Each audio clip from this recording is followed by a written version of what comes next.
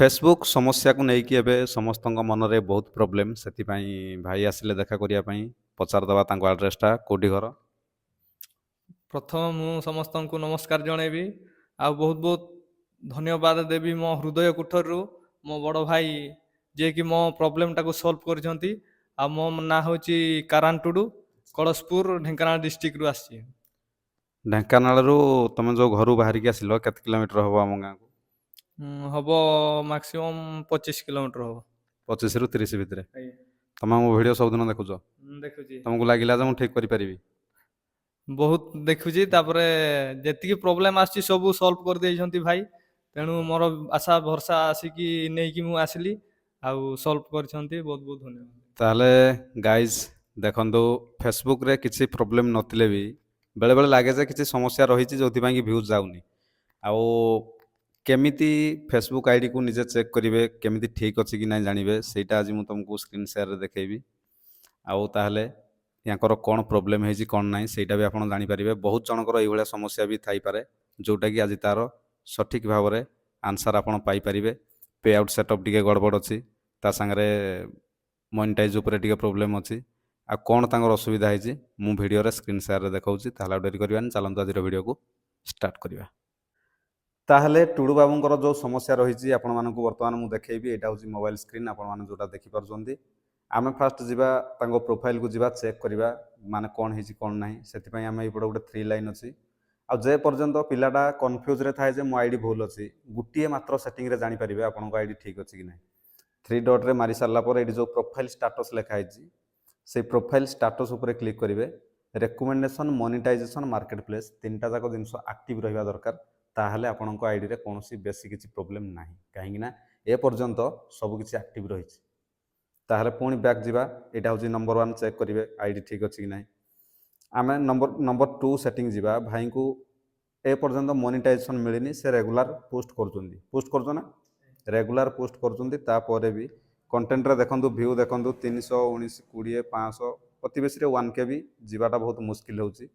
Regular post ଚାଲିଛି, ହେଲେ monetisation ଉପରେ ଆମେ କ୍ଲିକ୍ କଲେ ଏପର୍ଯ୍ୟନ୍ତ not yet available, content monetization ମିଳିପାରିଲା ନାହିଁ। କଣ୍ଟେଣ୍ଟ ମନିଟାଇଜେସନ୍ ଉପରେ କ୍ଲିକ୍ କରିବା। ଦେଖନ୍ତୁ ଏଠି ଲେଖା ହେଇଛି ୱେଟିଂ ଲିଷ୍ଟ। ଆଉ ୱେଟିଂ ଲିଷ୍ଟରୁ ଆପଣ କେମିତି କଣ୍ଟେଣ୍ଟ ମନିଟାଇଜେସନ୍ ଆଣିପାରିବେ, ସେଥିପାଇଁ ମେଟା ଟିମ୍କୁ ଗୋଟେ ମାନେ ରିପୋର୍ଟ ଲେଖିକି ପଠାଇବା ପାଇଁ ପଡ଼ିବ, ଯେଉଁଟାକି ୟା ପରେ କରାହେବ।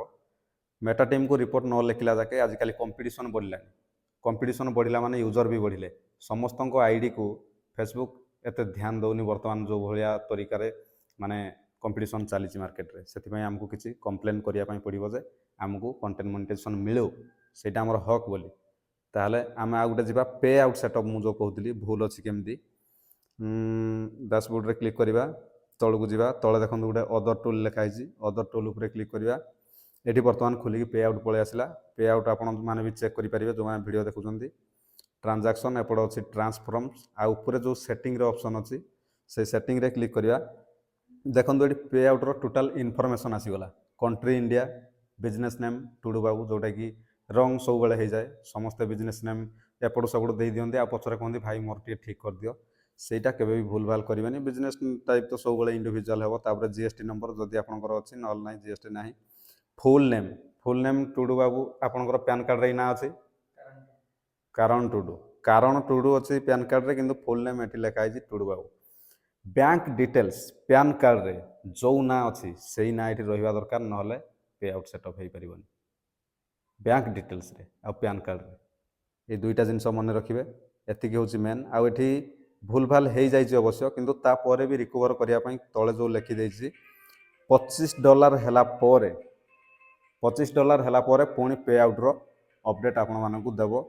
Two complete need you earning that meet the required 3 hold on $25। $25 ହେଲା ପରେ ଏଇ ଯେଉଁ ଅପଡ଼େଟ୍ଟା ଆସିବ, ଯାହା ବି ଭୁଲ ହେଇଛି ଆପଣମାନେ ଠିକ୍ କରିପାରିବେ। ଆଉ ଯଦି ଏଇ ଅପଡ଼େଟ୍ ଅପସନ୍ ବି ଆସୁନି, ଆଉ ଯେକୌଣସି ଜିନିଷ ଭୁଲ ଅଛି, ମୁଁ ବାରମ୍ବାର କହିଛି ପେ ଆଉଟ୍ ସିଷ୍ଟମ୍ରେ ଭୁଲ ହେବା ମାତ୍ରେ କୌଣସି କିଛି ଯଦି ଅପସନ୍ ନ ଆସେ, ତାହେଲେ ପୁଣି ମେଟା ଟିମ୍କୁ ରିପୋର୍ଟ କରିବା ପାଇଁ ପଡ଼ିବ ଯେ ମୋତେ ଆଉ ଥରେ ପେ ଆଉଟ୍ର ଅପଡ଼େଟ୍ ଦିଅ, ନହେଲେ ନ୍ୟୁ ପେ ଆଉଟ୍ ବନେଇବା ପାଇଁ ପଡ଼ିବ, ନ୍ୟୁ କ୍ରିଏଟ୍ କରିବା ପାଇଁ ପଡ଼ିବ ପେ ଆଉଟ୍। ପେ ଆଉଟ୍ର ସିଷ୍ଟମ୍ ଆପଣମାନେ ଦେଖିଦେଲେ। ଯେ ପର୍ଯ୍ୟନ୍ତ ନୂଆ ପେ ଆଉଟ୍ କରିନାହାନ୍ତି, ଭୁଲ ଭାଲ କରିବା ପୂର୍ବରୁ ଭାଇକୁ କଣ୍ଟାକ୍ଟ କରନ୍ତୁ। ଆଉ ଭୁଲ ଭାଲ କରିସାରିବା ପରେ ମୋତେ କେବେ ବି ହଇରାଣ କରିବେନି, କାହିଁକିନା ଯେତେବେଳେ ତୁମେ ବିଛା ମନ୍ତ୍ର ନ ଜାଣିକି ସାପ ନାଙ୍ଗୁଡ଼ରେ ହାତ ମାରିଦେବା ମାନେ ବହୁତ ପସ୍ତେଇବା। ସେଇଟା ହେଉଛି ମେନ୍ ଜିନିଷ। ସେଥିପାଇଁ ମୁଁ କହୁଛି ଯେଉଁମାନଙ୍କର ପେ ଆଉଟ୍ ହେଇନି କଣ୍ଟାକ୍ଟ କରିକି ନ୍ୟୁ ପେ ଆଉଟ୍ କରିପାରିବେ, କିନ୍ତୁ ଭୁଲ କରିକି କେବେ ବି କଲ୍ କରିବେନି। ଯଦି ବି କରିବେ ଟାଇମ୍ ଲାଗିବ। ଏତିକି ହେଉଛି ତାଙ୍କର ମେନ୍ ଜିନିଷ। ଟୁଡୁ ବାବୁ ଏଠିକି ଆସନ୍ତୁ। ଏଇଠି ଯେଉଁ ସମସ୍ୟାଟା ଯେଉଁ ରହିଛି ନା, ବହୁତ ଲୋକ ଜାଣିପାରନ୍ତିନି ରେଡ୍ ଡଟ୍ ତଳକୁ ଏମିତି ଆସେ। ସେଇ ରେଡ୍ ଡଟ୍ କ'ଣ ପାଇଁ ଆସେ ଜାଣିଛ ନା ନାହିଁ? ଏଠି 28 ଦିନର ଡାଟା ଗୋଟେ ଦେଖାଉଛି। ଆଉ ଏ 28 ଦିନ ଭିତରେ ଆପଣଙ୍କର କିଛି ଡାଉନଫଲ୍ ବି ରହିପାରେ, ଏମିତି ତୀର ଚିହ୍ନ ଉପରକୁ ବି ରହିପାରେ। ସେଇଟା ବଡ଼ କିଛି କେସ୍ ନାହିଁ। ଭ୍ୟୁଜ୍ ଅନୁସାରେ ସେଇଟା ତଳକୁ ଉପରକୁ ଏମିତି ହେଉଥାଏ ହେଲା। ଆଉ ବିଶେଷ ପ୍ରୋବ୍ଲେମ୍ ନାହିଁ। ଆପଣଙ୍କର କଣ୍ଟେଣ୍ଟ ମୁଁ ଦେଖିଲି ପ୍ରାୟ ଅରିଜିନାଲ୍ ଛାଡ଼ୁଛନ୍ତି ବୋଧେ, ଅରିଜିନାଲ୍ ଭିଡ଼ିଓ ଫଟୋ ଛାଡ଼ନ୍ତୁ, ବହୁତ ଜଲ୍ଦି କଣ୍ଟେଣ୍ଟ ମନିଟାଇଜେସନ୍ ମିଳିବ। ଏବେ ମନିଟାଇଜେସନ୍ ଫର୍ମ ପୁରେଇଦେବା, ଆପଣଙ୍କର କିଛି ବଡ଼ ସମସ୍ୟା ନାହିଁ ଆଇଡ଼ିରେ, ଟେନସନ୍ ନେବାର ନାହିଁ ହେଲା, ମୁଁ ଅଛି। ତାହେଲେ ଆପଣମାନଙ୍କର ବି କିଛି ସମସ୍ୟା ଥିଲେ ଭାଇକୁ ସବସ୍କ୍ରାଇବ୍ କରିକି କମେଣ୍ଟ କରନ୍ତୁ ଯେ ଭାଇ ଆମକୁ ଟିକେ ହେଲ୍ପ କର, ଆଉ ନେକ୍ସଟ ଟପିକ୍ କ'ଣ ଆଣିବି ତୁମେ କମେଣ୍ଟ ବକ୍ସରେ ଜଣାଇଲେ ନିହାତି ଭାବରେ ଆଣିବି। ଜୟ ଜଗନ୍ନାଥ।